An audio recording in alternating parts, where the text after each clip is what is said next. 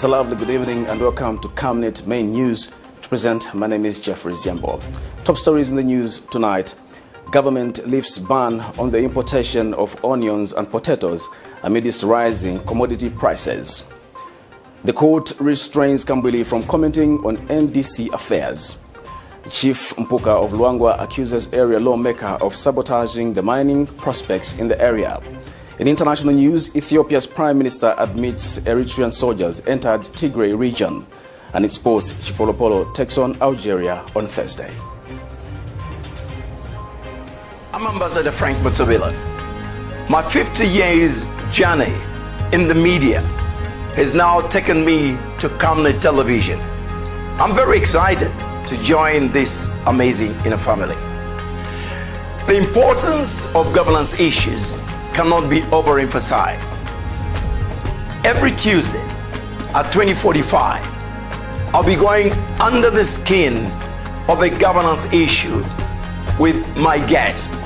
I'll be interrogating the guest so that you can make an informed decision.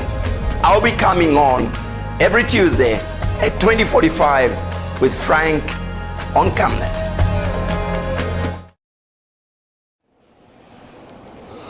Welcome back. Details in our news. Government has lifted the ban on the importation of onion and potatoes into the country. In an interview with Camnet TV, Agriculture Minister Michael Katambo says the government has allowed the importation of 3,350 metric tons of onion into the country. Cross-Border Network Africa Chairman General Bernard Sikunyo last month warned that the ban on the importation of onion and potatoes was going to lead to the shortage of the commodities on the market. And a check by Camnet News at Kapalala Market in Lusaka's Mtendere compound found an average small bag of onion fetching at 160 kwacha. More in the following report. Prices of onions and potatoes have been on the rise in the country following government's decision to ban the importation of the two commodities. A small punch of onion is now fetching around 50 kwacha to 70 kwacha, while a medium size is fetching around 140 to 180 kwacha depending on one's locality. A 50 kg bag of onion is equally fetching around 400 to 500 depending on one's locality. Meanwhile, potatoes have also increased to around 100 kwacha to 150 kwacha in different parts of the country.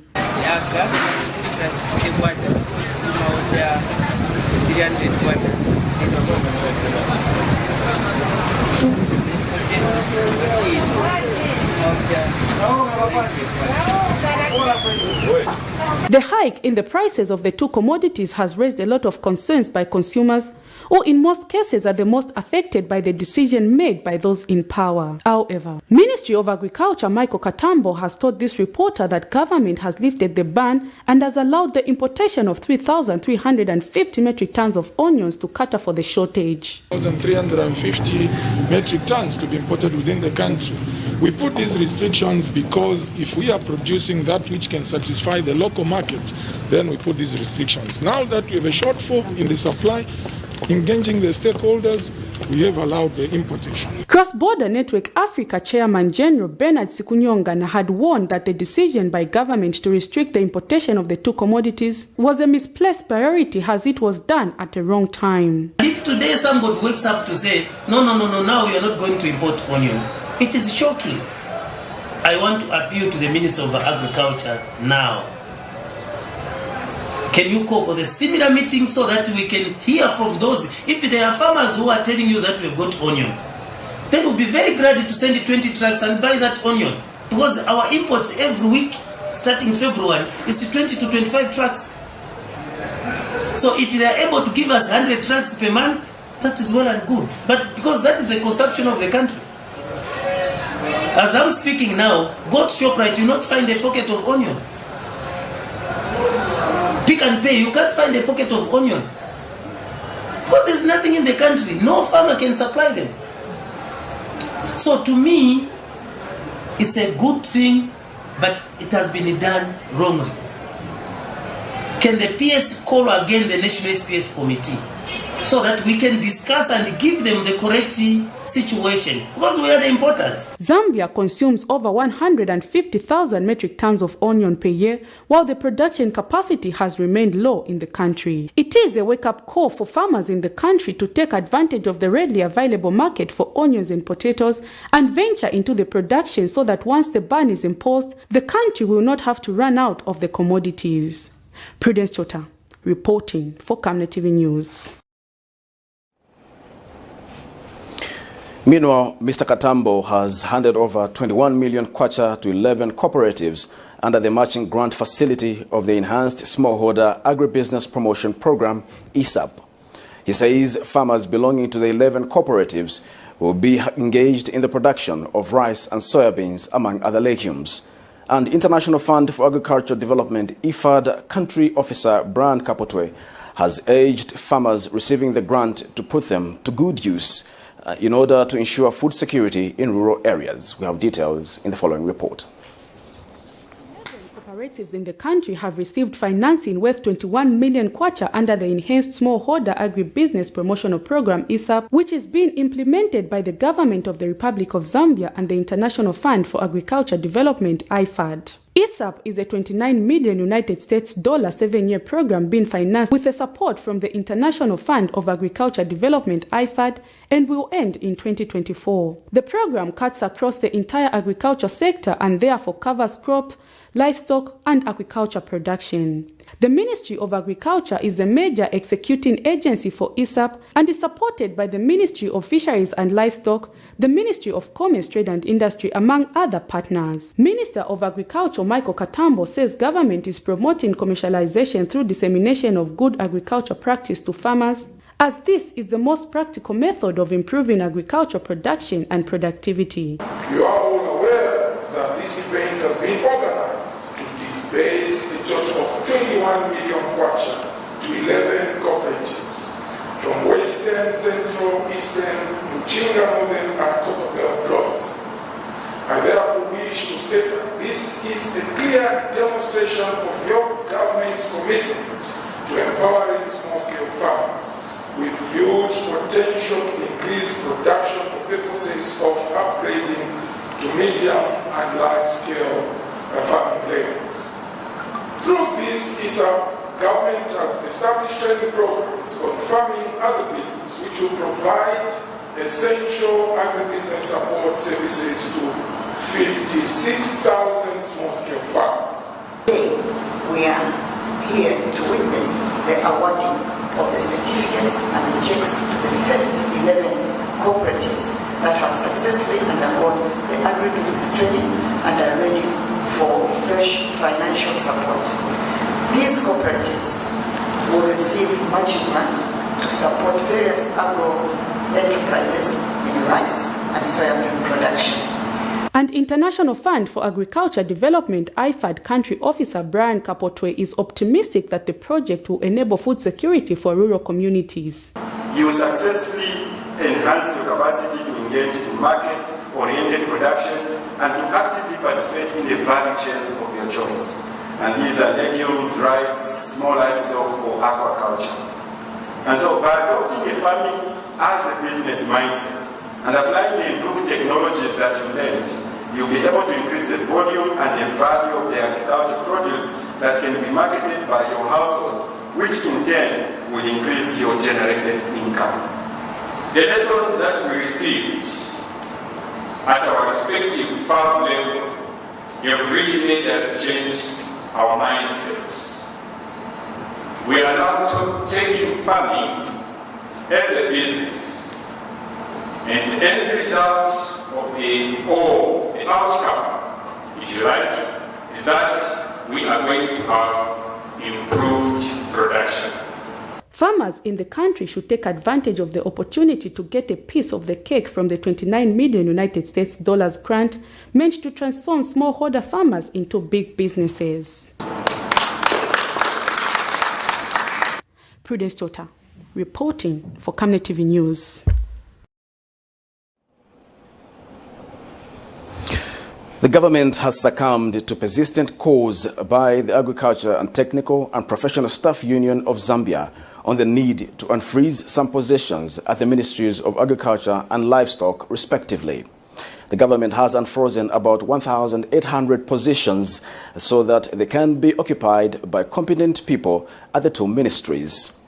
ACCUSES outgoing General Secretary Joe Kamutumwa has been raising concerns that frozen positions in the Ministry of Agriculture were making operations difficult. He says this development is a great achievement for the outgoing administration of the union. Mr. Kamutumwa is confident that the move will help steer enhanced productivity levels in the agriculture sector. And Mr. Kamutumwa says they will support the new administration in advancing various issues affecting the agricultural sector. Freezing of frozen positions has since been done, and I'm glad to announce that authority has been granted to the ministry. We cannot just proceed without mentioning the name of the Honorable Minister, the PS, and the Director himself, who worked tirelessly, to make sure that this was achieved, and also Ministry of Finance. So to us, that is a very, very big achievement. As you know, we're just coming from a conference a few days ago. Well, there's a new team in place now, as our team is going out.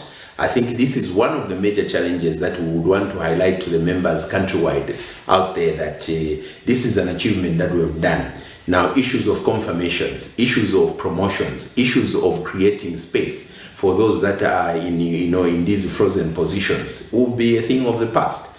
So we are thinking that this is bravo. We are saying thank you, government, for hearing our cry. And the team that is coming in, we are ready to work with them. And as you know, that elections, people come and go, and we are more than ready to give them what we know. So we are also saying congratulations for the team that won, and wishing them well, and we are more than ready to offer our service. President Edgar Lungu has commissioned the third flyover bridge in Lusaka, which is co-funded by the governments of India and Zambia. President Edgar Lungu says government has continued unlocking the country through infrastructure development for the benefit of citizens. The head of state says government will not leave any part of the country behind as it puts up key infrastructure such as roads. And local government minister Charles Banda says works on the Lusaka decongestion project are at 93% and will be completed ahead of schedule. The newly commissioned Munali flyover bridge is part of phase 1 of the $289 million Lusaka decongestion project, which is expected to end in April this year.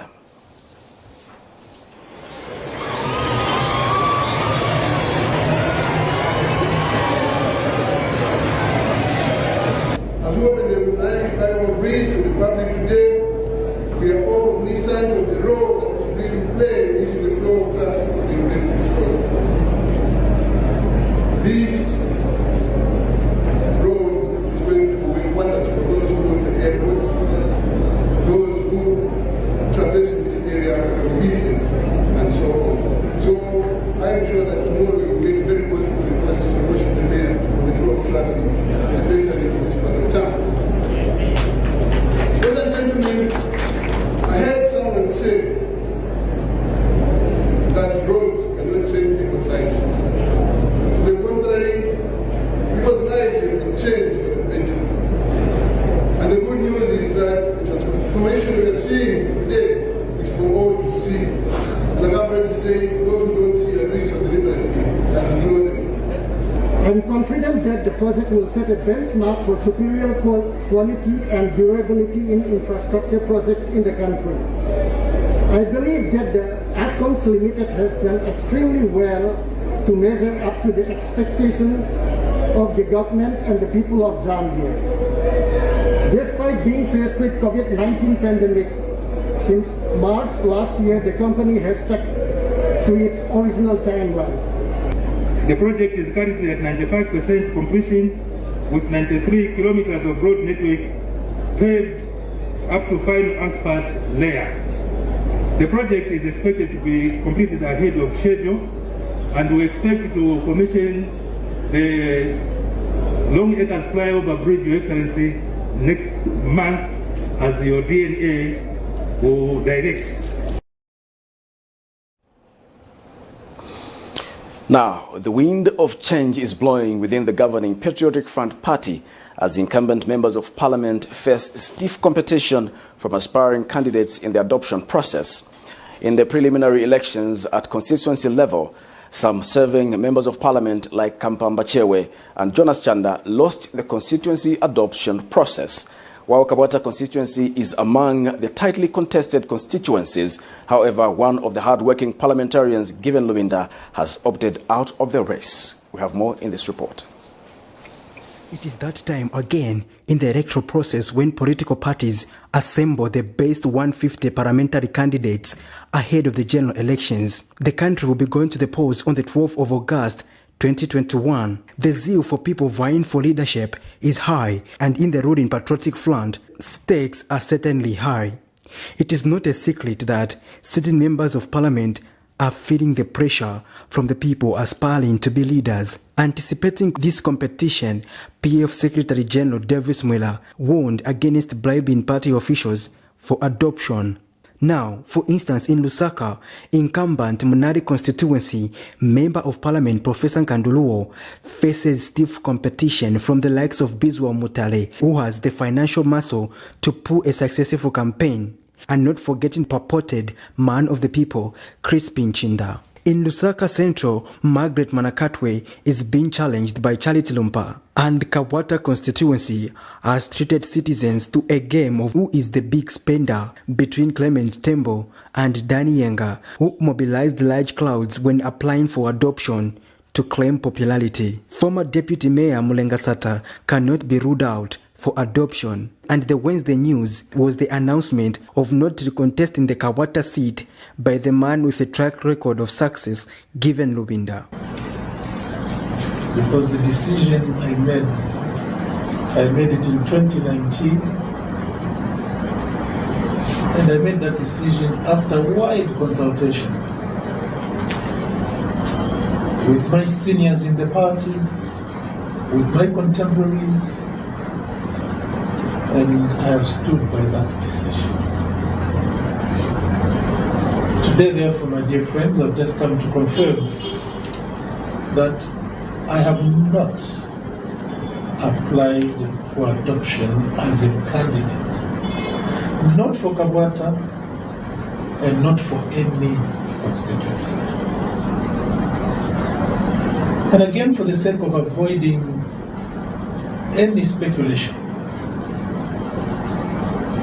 if I've ever been a weak member of the Patriotic Front,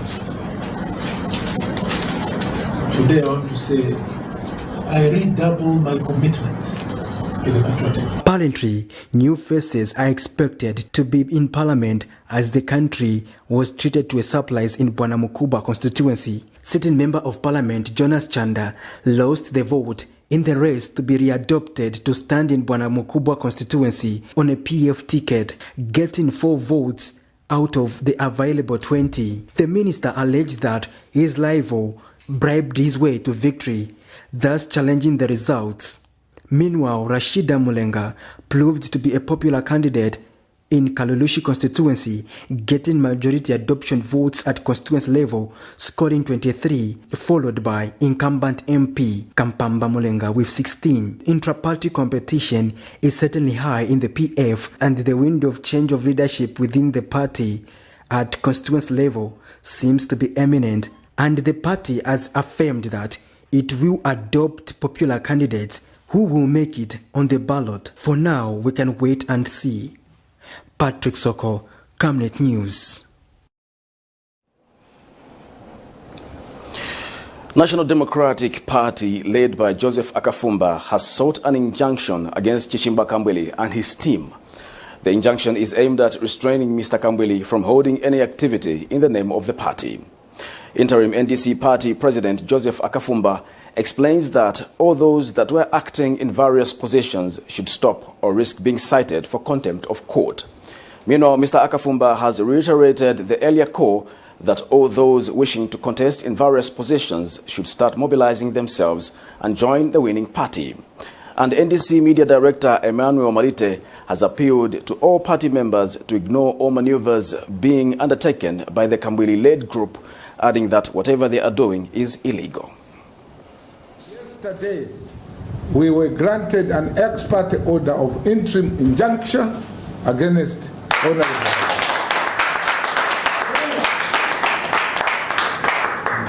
This injunction reads in part, it is hereby ordered and directed that the defendant, who is KAMBWILI, whether by himself or his servants or agents or otherwise whosoever, and is hereby restrained from masquerading as the president of the National Democratic Congress Party or purporting to transact any business of the party or purporting to make any decision or take any steps or action whatsoever in the name or on behalf of the National Democratic Congress until further determination of the matter or until a further order by this court.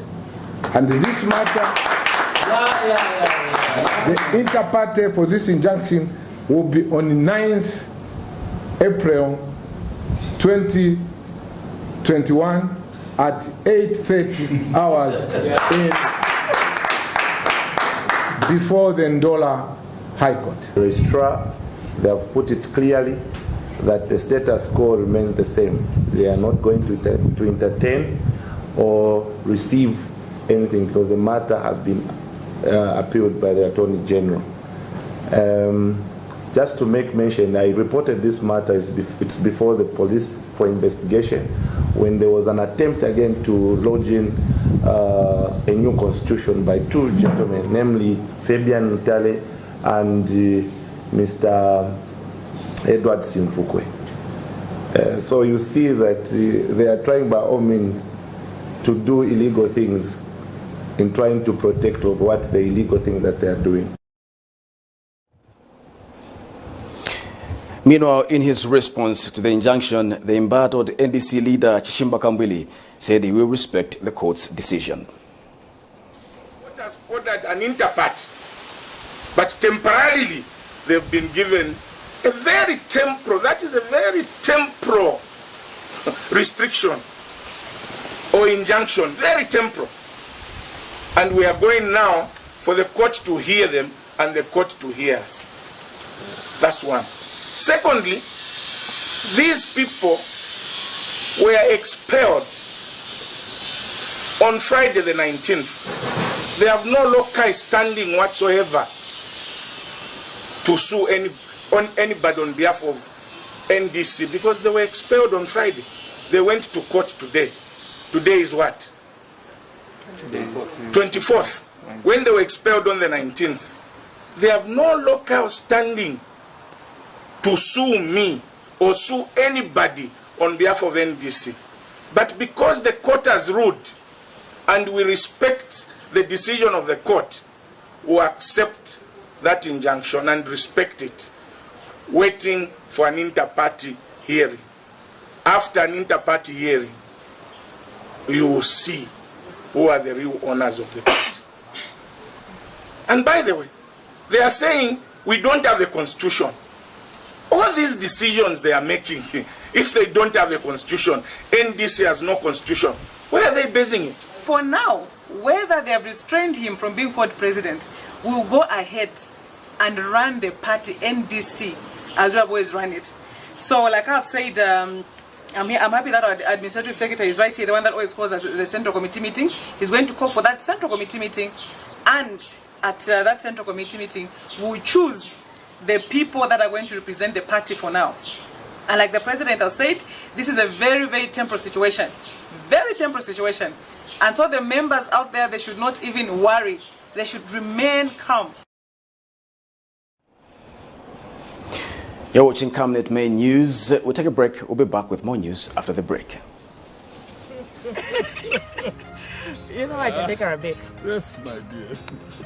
I was thinking of getting you a Bugatti on your birthday. Really? I'm quiet. My name is Yana.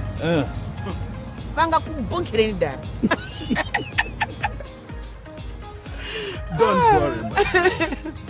That's why there is insurance. Insurance? You heard me. Not just any kind of insurance, but Savenda General Insurance, a company that offers superior customer service, highly professional and dedicated staff. We are not just any insurance company, but an insurance company that actually pays our claims. We cover, among others, fire, marine, aviation, engineering, agriculture, motor vehicle, and miscellaneous insurance. So, live life to the full, knowing that Savenda General Insurance has got you covered. Savenda General Insurance. Insurance excellence.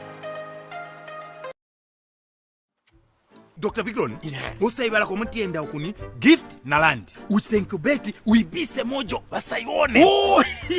Mwina moshi, nakuletera njinga. Latest inaluvesi gear na mawaipa. Difficult, dia shidia njinga. Dia 19 pendefcon. Transport, we got it. Nanga phone for communication. Ipu sana chizungu. Yeah, you see what I mean? It's a Camnet, difficult. It's communication. We got it. Indemoni! Powerful system ndimba X-Buzz. Mufumile kukalale. Na mnaimo muri bakumushi. We got it.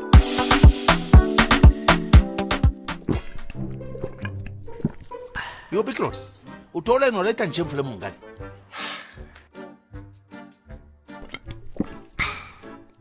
Get watch the post and change. 1, 2, 3, both of you. Kabala ngempang. Don't be stupid.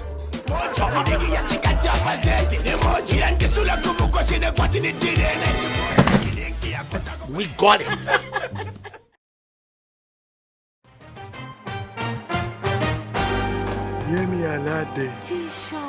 Can I have that meal over there? And I really want that crispy, fresh apple taste in the garden.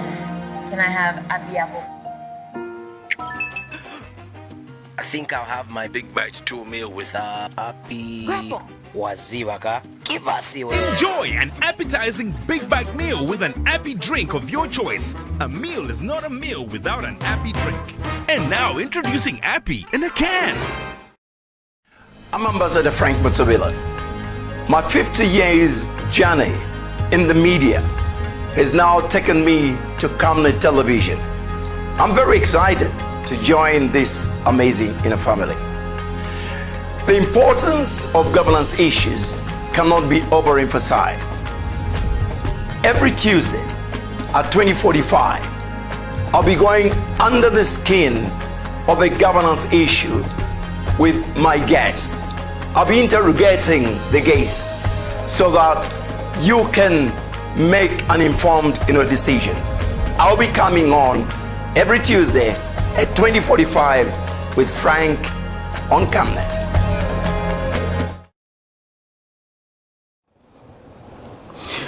Welcome back. Chief MPUKA of the Chikunda people in Luangwa district has charged that the area member of parliament has been misrepresenting his subjects on matters of development in the district. Speaking to Camnet TV News when the Luangwa establishment paid a courtesy call on him recently, the traditional leader says the area lawmaker has failed to facilitate any form of development in that locality.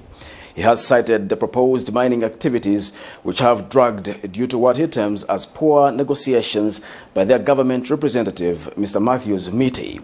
Chief MPUKA explains that the area already has mining activities taking place and minerals are being illegally exploited, wondering why it is hard to finalize the process. Efforts to get a comment from the area lawmaker, Mr. Miti, proved futile by broadcast time. We are still of the mind. We don't have representative, I'm saying this, we don't have enough representative in the parliament. No, we don't. That's true. No, we don't. We don't. Over the mine, we don't. And in fact, over everything, we don't. That's the point. That's the point. So, me, whether somebody will hate me, I don't mind. We don't. That's true.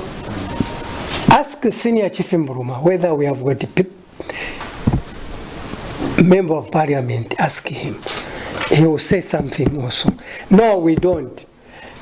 If this time around we shall ask whoever brings The person here should be a person who is capable of delivering. In fact, if they can ask us to say who, we shall tell them. Abemba kuti wafimwena kwisa kumampala nyai, because there's a list of MP, many people standing for MP, list. But are these all effective?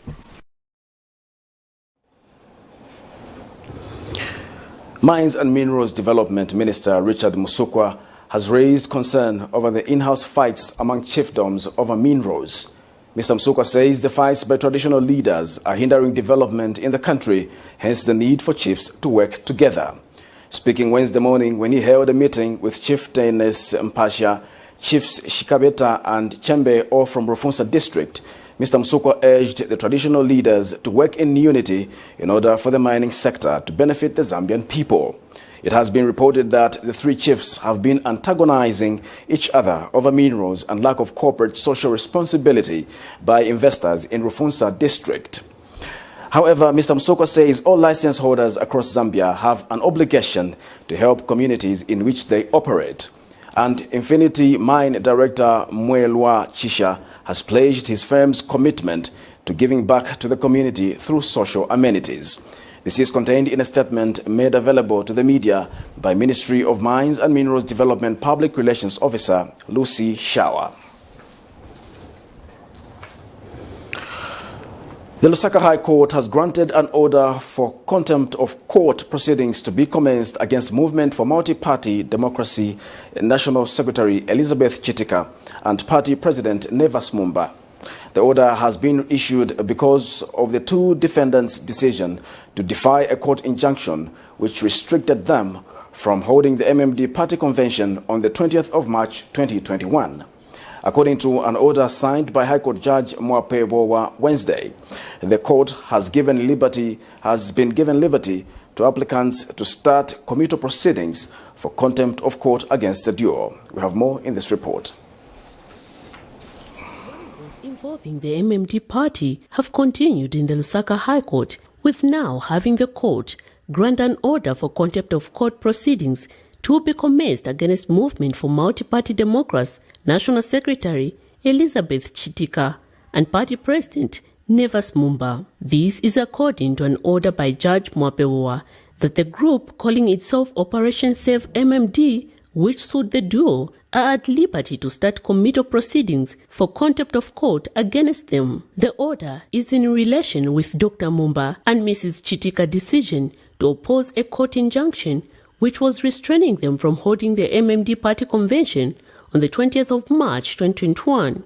Meanwhile, in an affidavit in support of expert summons for leave to issue notice of motion for committal for breach of court order filed by Geoffrey Mulenga, he wondered why Mrs. Chitika and Dr. Mumba went ahead to hold the MMD party convention when the High Court had already restrained them from doing so. He states that Mrs. Chitika and Dr. Mumba held the illegal convention at the MMD party secretariat and declared Dr. Mumba as party president. He states that despite being saved with the expert order of injunction on 20th of March 2021 at 08:45 hours, the duo proceeded with the convention. The applicant states that Dr. Mumba went ahead to give a press briefing to ZMBC on the same date where he allegedly called the injunction as bogus and further claimed that the ex-parte order of injunction had no seal from the judge. He further accused Mr. Ruben Sambo, Mrs. Alumosi, Mr. Clement Zulu of disobeying the court orders by participating in the elections, while Mr. Gregory Mofu was returning officer despite being made aware of the court injunction. Miriam Kemba, reporting for Camnet TV News.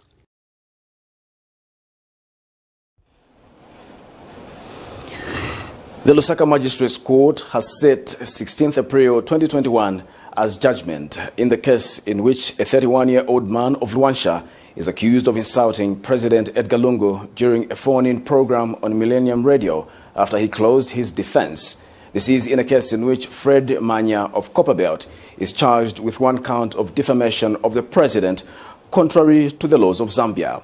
When the matter came up for continued defense, the accused, through his lawyer Malambo Haimbe, informed the court that he will close his defense without calling his witness. In the last court session, Manya in opening his defense, testified that he was not the person who called the radio station during a live program, but it was his friend. Fred Manya, in his defense, testified that he was not aware that his friend Aaron Zimba, who asked for his phone on account that he wanted to call someone, would instead call the radio station and insult the president.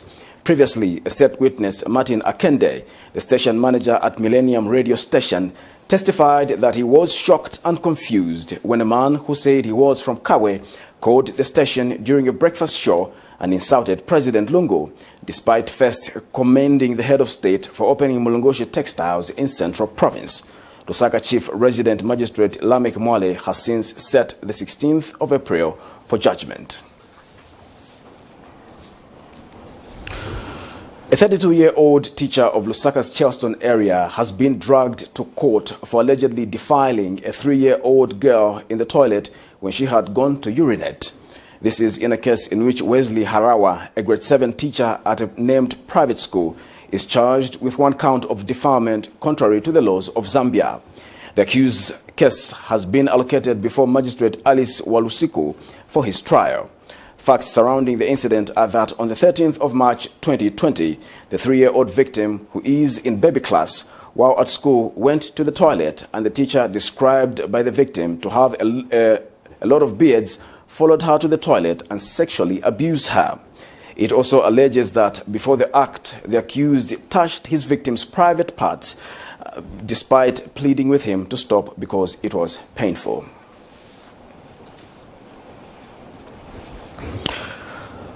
Offering and tithing on mobile money to become a reality as the Catholic Church seals a mutual business and social relation with state-owned telecommunication company Zamtel. The partnership with the Catholic Church is for the facilitation of payments such as Sunday offering, tithe, and other church contributions by the parishioners through Zamtel mobile money platform. Zambia Conference of Catholic Bishops Communications Secretary and CEO of Catholic Media Services, Father Winfield Kunda, says under this partnership, Zamtel will provide products to parishioners at various Catholic premises across the country. He says church members will also be connected through various Catholic-run media platforms such as Loyola TV, Lumen TV, and several radio stations. And Zamtel Chief Executive Officer Sydney Mupeta is happy that faith-based organizations such as the Catholic Church in Zambia are believing in partnering with local firms like Zamtel to provide digital financial services. This means that in these times of COVID-19 pandemic and at any other time when one cannot physically attend church service, through Zamtel one can still follow the church service online or on television. This partnership is also tied to sponsorship of Mass. Zamtel and the Catholic TV channels are facilitating the opening of merchant accounts for our parishes and our parishioners. This will enable, therefore, our parishioners all over the country, wherever they are, to continue contributing to the church, whether it's through tithe or it's through offertory or any other contributions that they want to make. They can make that through the merchant accounts that are being opened in their home parishes from the Zamtel agreement that we're getting into. But finally, for a huge organization such as the Catholic Church to have confidence in us and believe in our capacity to participate in the digitization agenda under the Vision 2021 project, which the Father had mentioned earlier. We'd like to assure the leadership of the Church in Zambia, through Loyola Media, that they have made the right decision in partnering with us and that we shall do everything within our means to contribute towards the successful delivery of this project. The Department of Arts and Culture under the Ministry of Tourism and Arts has reviewed its intentions to introduce curios and culinary art business at LUANGWA and KAMBWILI Falls in KAMBWILI. Speaking after touring the complex during the ongoing Ministers' Tour of the Northern Circuit, Director of DAC, Patricia Muyamwa, says she requested the Office of the Permanent Secretary to make sure that art becomes a big incentive for visiting tourists. She says culture in Luapula and Northern Province is unique and people need to experience it. Ms. Muyamwa says food is an important component of tourism, product development, and needs to be promoted and help locals benefit from their sales. And Regional Tourism Coordinator Francis Chiwele dispelled social media rumors that the LUANGWA KAMBWILI Falls are inaccessible.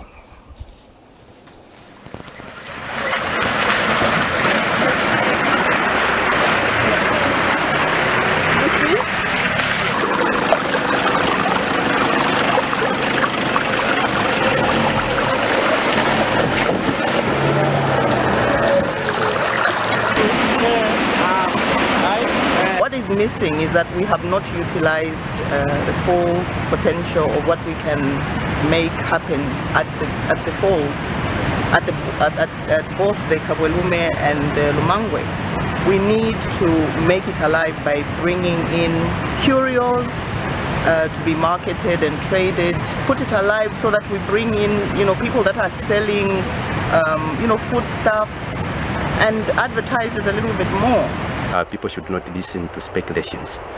So the correct position is that LUANGWA is 100% accessible, KAMBWILI is 100% accessible.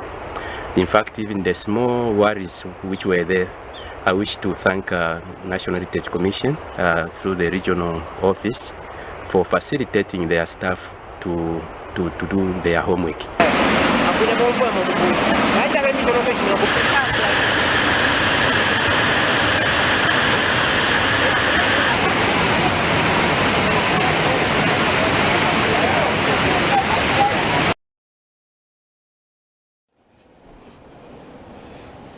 You're watching Camnet News. We'll take a break. We'll be back with international news.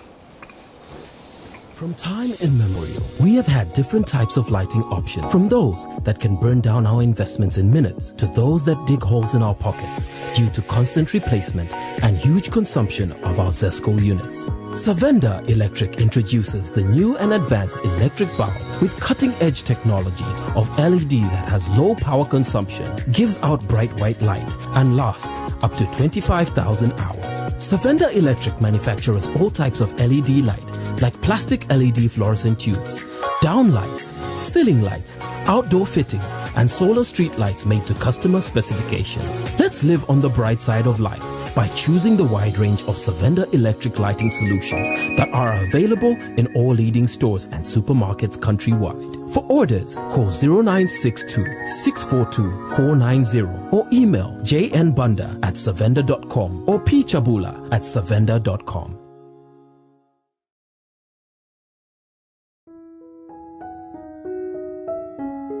And why do you look so pale and busy scratching yourself? Well, Amwandi, you know my skin is very sensitive. I've tried all the skin products and nothing seems to work.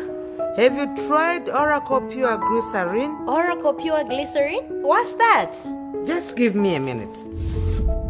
Oracle Pure Glycerin gives your skin a youthful and healthy glow. Ish, you're glowing. Don't tell me. Yes! I already know the secrets. Oracle Pure Glycerin! Try Oracle Pure Glycerin for that perfect skin.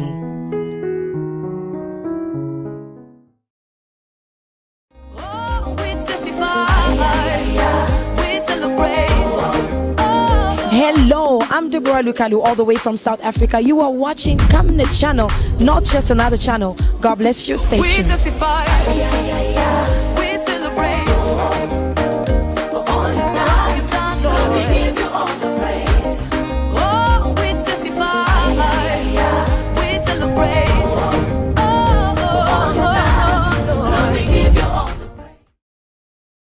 I'm Ambassador Frank Mutsabila. My 50 years journey in the media has now taken me to Camnet television. I'm very excited to join this amazing inner family. The importance of governance issues cannot be overemphasized. Every Tuesday at 20:45, I'll be going under the skin of a governance issue with my guest. I'll be interrogating the guest so that you can make an informed decision. I'll be coming on every Tuesday at 20:45 with Frank on Camnet.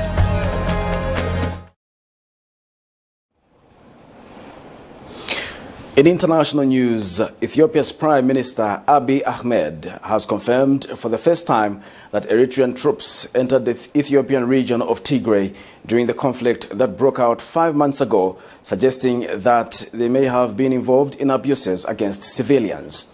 Witnesses told Al Jazeera last month that they had seen Eritrean forces in Tigray, saying that they had committed egregious crimes while they were there. Meanwhile, the BBC reports that more than 400 people are missing and 15 confirmed dead after a fire at a huge refugee camp in Bangladesh. Tens of thousands of Rohingya Muslims who had fled persecution in neighboring Myanmar are now homeless once again. The authorities in Bangladesh say they have begun an investigation into how the fire started at the camp in Cox's Bazar. Sophie Raworth presents BBC News at 10, reporting by South Asia's correspondent Rajini Vedyantan. Here is a roundup of the news. From the Ethiopian capital, Addis Ababa, Prime Minister Abiy Ahmed addressed politicians. After months of denials, he conceded that Eritrean troops were in Tigray last year during a government offensive.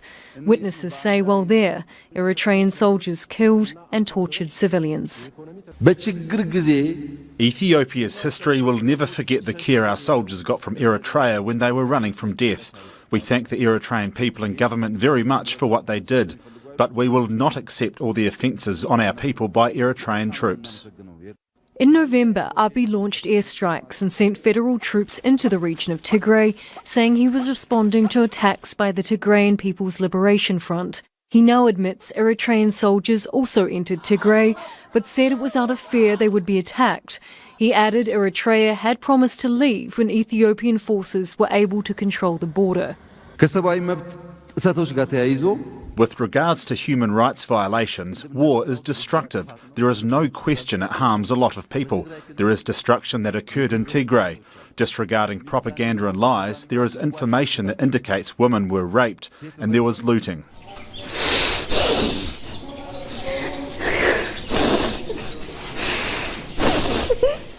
Witnesses told Al Jazeera last month they had seen Eritrean forces in Tigray. They said that while here, they had committed egregious crimes. They tried to rape me, and I was thrown to the ground. Then one of the soldiers fired bullets to scare me, but they hit my hand and then fired another bullet that went through my arm. I was bleeding for hours. Then I had my arm amputated.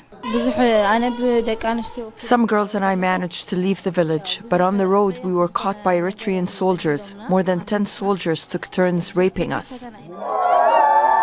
Eritrean soldiers have denied ever being in Tigray, this despite wide-ranging witness accounts and a report by Amnesty International that found hundreds of civilians were massacred by Eritrean soldiers in the town of Axum in November. Each pillar marks out what was once a makeshift hut. These smouldering remains are all that's left for thousands of refugees. This cramped and congested camp now reduced to ash. Zubayda Begum lost her home in the fire. My 2 sons are missing. I'm looking for them everywhere, she said. The massive fire started in one section of the settlement on Monday afternoon, but soon spread, destroying homes, schools and hospitals. Refugees ran for their lives. Rohingya Muslims, who'd fled a military crackdown in their home Myanmar more than 3 years ago, once again on the move. Jahanara has been searching the camps with one of her sons, trying to find 6-year-old Muhammad, who's not been seen since the fire broke out. "I don't know whether he's dead or alive," she said. "Please, God, help me find my son. I just want him back." Close to 1 million Rohingyas live in the world's largest refugee camp. Already in dire poverty, they're once again struggling to survive. Aid groups say more than 45,000 refugees have now been left homeless. Well, I think that the fire is a continued symptom of the larger deterioration within the camps. It's 3 years on. This is a protracted refugee crisis. Obviously, a failure of the international community to find a solution. With the ongoing military coup in Myanmar, Rohingya refugees can't go home anytime soon. With their temporary homes now destroyed, their life in limbo continues. Rajini Vaidyanathan, BBC News, Delhi.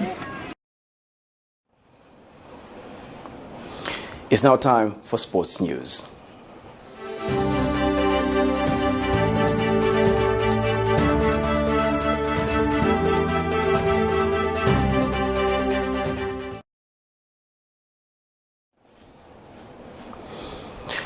In sports news, Zambia national team coach Milutin Micho has affirmed that his team has no right to let down the millions of Zambians who will be backing them tomorrow, be it from home when they take on Algeria in a 2021 AFCON qualifier. The Serbian coach is hopeful that playing the Desert Foxes should be motivation to his players to work hard and carry the day tomorrow. Zambia will be hosting Algeria at the National Heroes Stadium on Thursday at 21 hours Central Africa time. The game will be live on the national broadcaster, the Zambia National Broadcasting Corporation. The CHIPOLOPOLO boys will wrap up the qualifiers with an away fixture against Zimbabwe on Monday next week. That item brings us to the end of our news, but before we go, we'll take a look at top stories once again. Government lifts ban on the importation of onions and potatoes amidst rising commodity prices. The court restrains KAMBWILI from commenting on NDC affairs. Chief MPUKA of LUANGWA accuses area lawmaker of sabotaging the mining prospects in the area. In international news, Ethiopia Prime Minister admits Eritrean soldiers entered Tigray region. And in sports, CHIPOLOPOLO takes on Algeria on Thursday. The Camnet verse of the day is coming from the book of Colossians 2 verse 15. And having disarmed the powers and authorities, he made a public spectacle of them, triumphing over them by the cross. That's all we had in our news. My name is Jeffrey Ziambo. Until next time, bye-bye.